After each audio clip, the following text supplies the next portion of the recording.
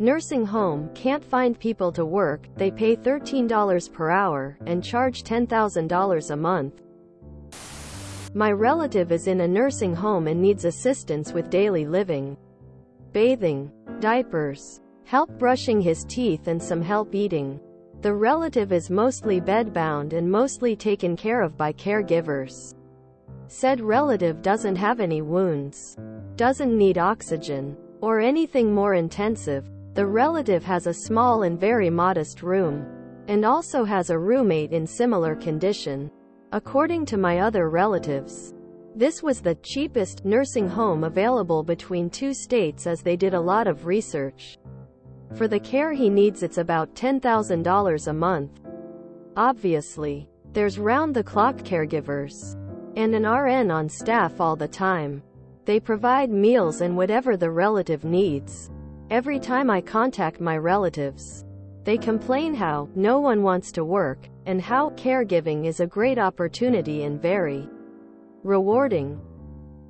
The nursing home always has signs out and is always at all the local job fairs, desperately hiring caregivers. They offer on-the-spot interviews. Whenever I go to visit, the receptionist insists that they have work for me and hire on the spot if I'm ever looking for work. They pay $13 an hour. Caregivers get spat at, cussed at, deal with violent patients, deal with upset families, change soiled diapers, and clean up all sprays of messes. They do heavy lifting day in and day out, and are always on their feet. Because of the understaffed, they are often denied breaks and have an unsafe amount of patients per caregiver. If my relative isn't visited daily or every other day, they start developing bed sores and get bladder infections, which is from being neglected and short-staffed. Caregivers also get sexually harassed and assaulted more, especially around dementia patients. The job also makes them jump through a lot of hoops and loops.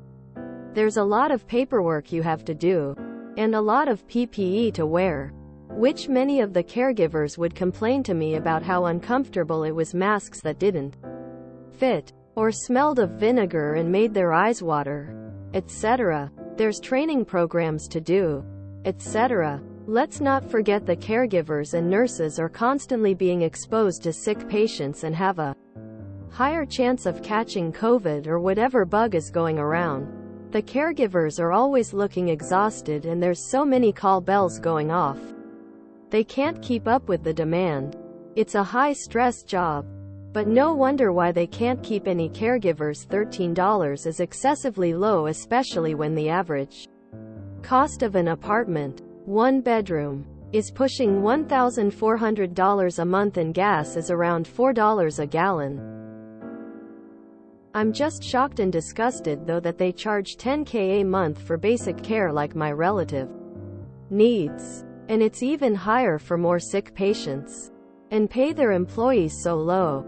I was also disgusted when I learned a daycare in the same town charged over $3,000 a week per child, and paid the babysitters, nannies $10 an hour. I know there are overhead costs, but this is pure greed and the rich getting richer. I'm extremely grateful to the caregivers out there, but want to remind everyone that you need to report unsafe work conditions. Look up your state laws for breaks, OSHA, and if there's any laws about patient-to-nurse ratio. If you have a relative in a nursing home, go by your state and make phone calls reporting neglect and mention how they are understaffed and how that falls directly in line with the neglect. I find these elderly care homes always are scams. They charge thousands a month for what amounts to a primitive apartment and minimal attention and think that's worth those thousands they charge. Of course the staff is always underpaid and overworked. Meanwhile the greedy AF executives are taking most of that money. Nursing homes are very predatory. They take advantage of the elderly and staff are exploited and stretched impossibly thin to the detriment of the care of residents. There's a place in my town that gets run into the ground every couple of years. I know people who have worked there for years and they have noticed a pattern. The company goes out of business, and owners change hands. Except it has had the same two owners going back and forth for years. They charge an arm and a leg for private care and milk Medicaid, Medicare, including recommending things to families that are completely unnecessary just to up their profit margin, but also have the lowest pay of any facility in the area. The worst thing about it all is that the state regulating authority is fully aware of the issues, yet does nothing. I can only imagine the possible kickbacks. Being a caregiver before, I would laugh at $13 per h. Mind you, I was basically doing private hospice at the time. I've been a CNA and it's horrifyingly underpaid. In 2006 I started at $9.25 and 10 years later as a non-nursing manager. I was helping hire for a brand new facility where CNAs were still starting as low as $10. And we weren't the lowest paying facility in the area. Yeah, I'm a PCA in assisted living and I make less than $12 an hour. I can't wait to quit.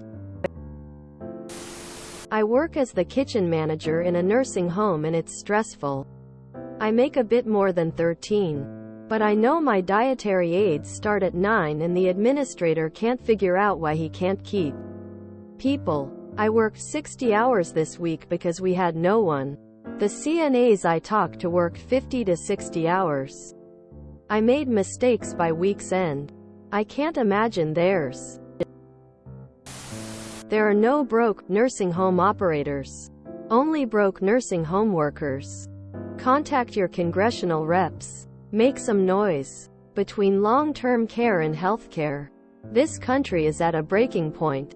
Vote these idiots out. Ask those running for office what their plans are to fix our systems. If they don't have answers or a platform, don't vote for them. If you enjoyed this video, please check out our playlists full of similar content. Epicaricast is like doom scrolling for your ears. Please like, share, and subscribe.